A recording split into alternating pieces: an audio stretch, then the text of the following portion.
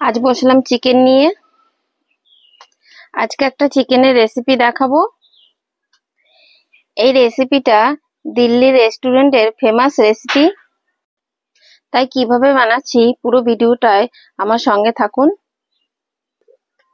আর দেখে নিন খুব সহজে কিভাবে এই চিকেনটা রান্না করা যায়। তাই আমি এখানে 750 গ্রাম মাংসকে ভালো করে আগে ধুয়ে নিয়েছি আর পিসগুলোকে ঠিক এরকম মাঝারি সাইজে রেখেছি। এবার আমি মাংসটার মধ্যে প্রথমে দিয়ে দেব 2 চামচ দই,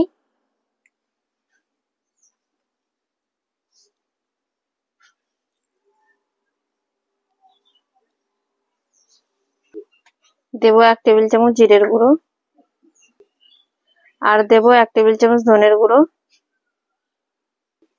দেব হাফ টেবিল চামচ হলুদ আর দেব হাফ টেবিল চামচ লঙ্কার গুঁড়ো আর দিয়ে দেব হাফ টেবিল চামচ কাশ্মীরি লঙ্কার গুঁড়ো আর দেব সামান্য পাতিলেবুর রস। আমি এখানে টক মিষ্টি দই নিয়েছি তাই এই পাতিলেবুর রস দিচ্ছি। আপনারা যদি টক দই দেন তাহলে আর লেবু রস না দেয় ভালো। এবার সবশেষে দেব লবণ। লবণটা দিয়ে মাংসের সঙ্গে আমি এবার সবকিছুকে ভালো করে মাখিয়ে নেব। ভালো করে মাখানো হয়ে গেছে। আমি এবার মাংসটাকে আধ ঘন্টার জন্য ম্যারিনেট করে রেখে দেব।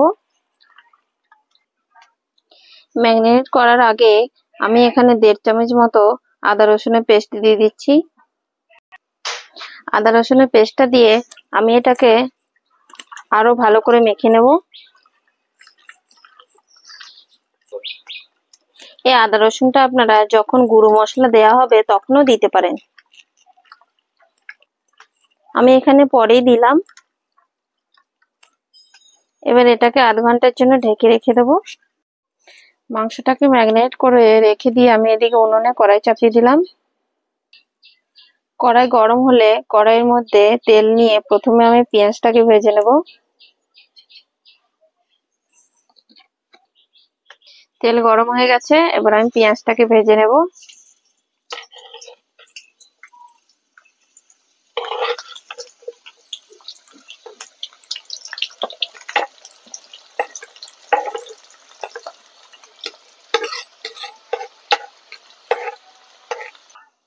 পাঁচ সাত মিনিট ভাজার পর পেঁয়াজটা এরকম ভাজা হয়ে গেছে।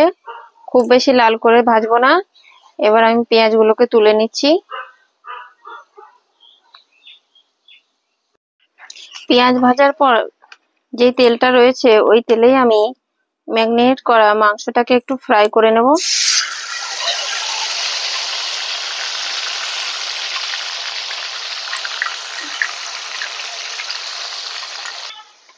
ভেজে নেওয়া পেঁয়াজটাকে আমি একটা পেস্ট বানিয়ে নেব। মাংস ভাজা হয়ে গেছে, এবার আমি মাংসগুলোকে তুলে নেব।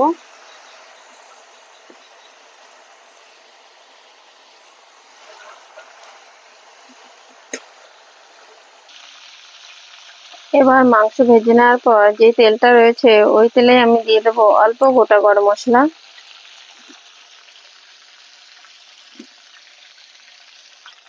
এবার দিয়ে দেবো টমেটো পেস্টটা,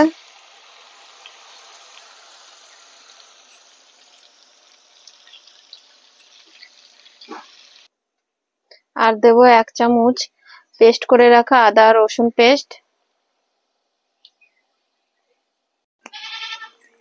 এই আদা রসুন টমেটোটাকে 3-4 মিনিট আমি কষাবো, তাহলে আদা রসুনের কাঁচা গন্ধটাও চলে যাবে। এখানে আমি 10-12টা কাজু আর 2 টেবিল চামচ মগজ পেস্ট করে নিয়েছি। এটাকে আমি এবার দিয়ে দিলাম। এবারে এর মধ্যে আমি দিয়ে দেবো 1 টেবিল চামচ মতো জিরের গুঁড়ো আর দেবো 1 টেবিল চামচ মতো ধনের গুঁড়ো আর দিচ্ছি হলুদ গুঁড়ো আর ঝালের জন্য দিচ্ছি লঙ্কার গুঁড়ো, কালারের জন্য দিচ্ছি কাশ্মীরি লঙ্কার গুঁড়ো, দিচ্ছি 1 টেবিল চামচ মতো চিকেন মশলা। আপনারা যদি না দেন তাও ভালো লাগবে খেতে। এই সময় দিচ্ছি স্বাদ মতো লবণ। দেখুন মশলা থেকে সুন্দর তেল ছেড়ে দিয়েছে। এবার আমি দিয়ে দেবো কাসুরি মেথি।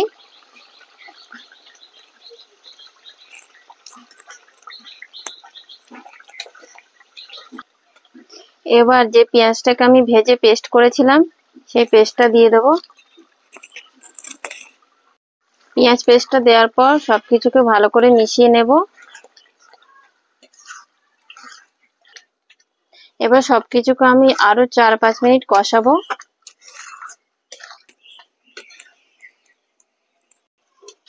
চিকেন তো অনেকভাবেই খেয়েছেন, এইভাবে একবার বাড়িতে বানিয়ে দেখবেন, খেতে খুবই ভালো লাগবে। দেব খুব সামান্য একটু চিনি। এই চিনিটা দিলে এর টেস্টটা আরো ভালো হয়। মশলা সুন্দর কষানো হয়ে গেছে। এবার আমি চিকেনটাকে দিয়ে দেব।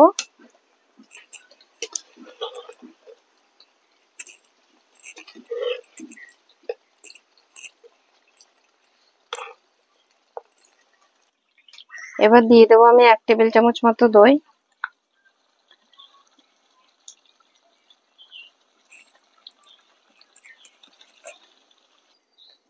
এবার এই সবকিছুকে আমি চিকেনের সঙ্গে নেড়েচেড়ে মিশিয়ে রান্না করব।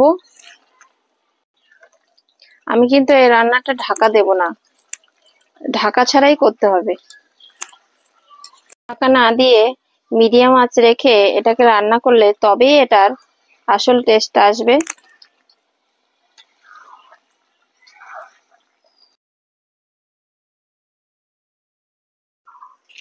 এটা হলো সেই চিকেন চেঞ্জেজি, প্রায় হয়ে এসেছে। এবার আমি এই সময় লবণটা চেক করে নেব। লবণ প্রায় ঠিকঠাকই আছে। দেখুন এটা দেখতে যেমন লাগছে আর এটা খেতেও দারুণ হবে। এটা দেখতেও যেমন সুন্দর হয়েছে আর খেতেও তেমন দারুণ লাগবে।